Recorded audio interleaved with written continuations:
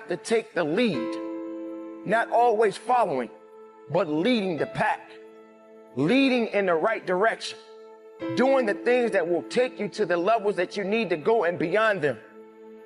But you can't hold back anymore. Ladies and gentlemen, you got the job, but that's not enough. Don't relax. Don't settle. You got to get bigger, stronger, and faster. You got to get better. You got to make sure that your work ethic, getting that job is just the beginning. That's not the end. You want to live your dreams. You are beginning a legacy. Be open to doing something completely different. Be open to admitting the possibility that you could be wrong and doing something completely different. And what that does is it opens up your mind and your perspective so you can see all kinds of possibilities that you may not have seen before.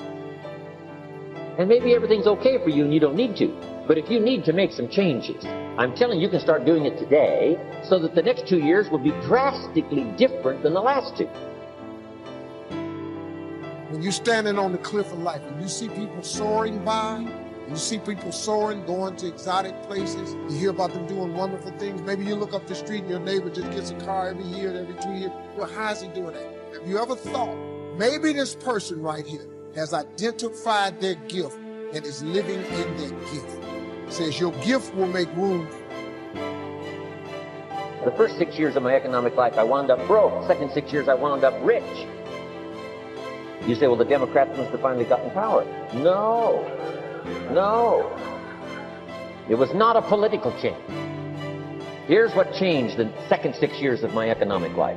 It was my philosophy that changed. The set of the sail of better thinking, correcting the errors of the past and picking up new disciplines for the future.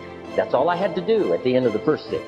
Correct the errors of the past and then pick up some new disciplines for the future. And my total life changed. The second 6 years was totally different than the first 6 of my working life. And guess who can do that? Anybody. We can all get better. I've gotten better.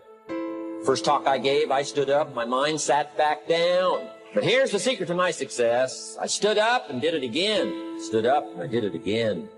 And I did it again and I did it again all those many years ago. I did it when I was scared and I did it when I didn't want to and I did it when I was ill. And I did it when it didn't work well, and I did it when they didn't appreciate it, and I didn't a lot of times when I didn't know much what I was doing. I just did it anyway. I got better day by day, and week by week, and month by month, and I'm asking you to do the same thing until you can develop a long arm and a long reach.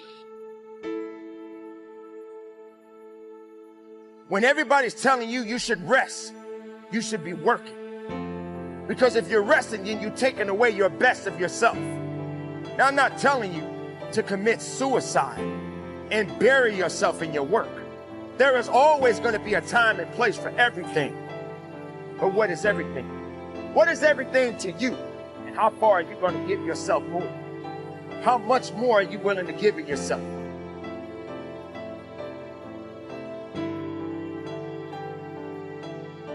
Fill your mind with brave dreams so there is no room for petty worries. An idle mind, it's not my idea, it's a very old proverb, but the idle mind is the devil's workshop. You see, if you don't know your mighty mission, if you don't have these brave ideals that you're waking up in the morning, yes, at 5 a.m. while the world is asleep, and living your days for, if you have not found a crusade that is larger than your life, then what tends to happen is you fill the space and hours of your days with trivial and superficial pursuits. You worry about what the neighbor thinks.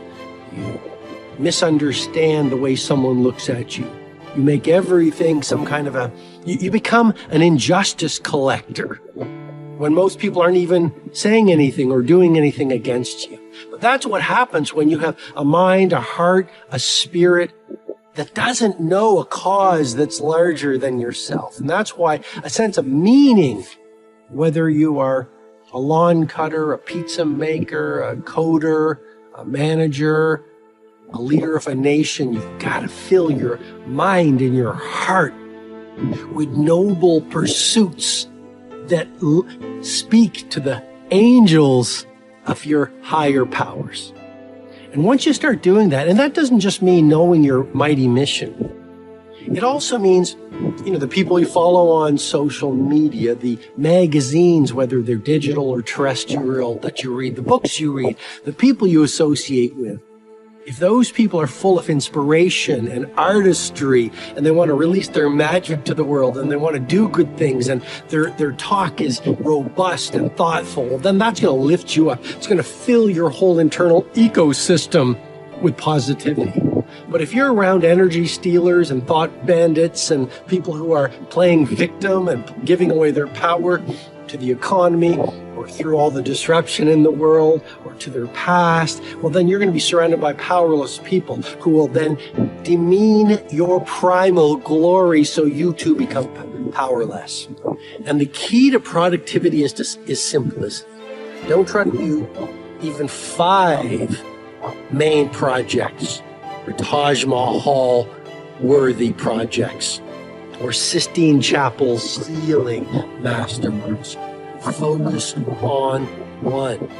Don't try to have 50 friends. Focus on a few good friends. Don't fill your days with so many activities. Fill them one key work activity when you're working. It's so easy to give away your genius. Digital distractions, to be checking your messages. You could be in flow state. That's a term coined by Mihai Csikszentmihalyi when he was at University of Chicago to speak to that state of transient hypofrontality. We go very, very deep into the neuroscience of mastery and how the superstars achieve exponential productivity and how you dominate your domain in a world of turbulence and uncertainty in my mentoring in the Circle of Legends monthly digital coaching program. And if you're interested, all the information is below. But for now, I just want to remind you, you are at war. A war against distraction, interruption, and digital diversion. A lot of people are losing the best days of their finest hours, or I should say the best days of their lives. Just being busy, but not being productive. And that's a key point I want you to really contemplate and meditate on, which is please don't confuse busyness with productivity. Please don't confuse movement with mastery.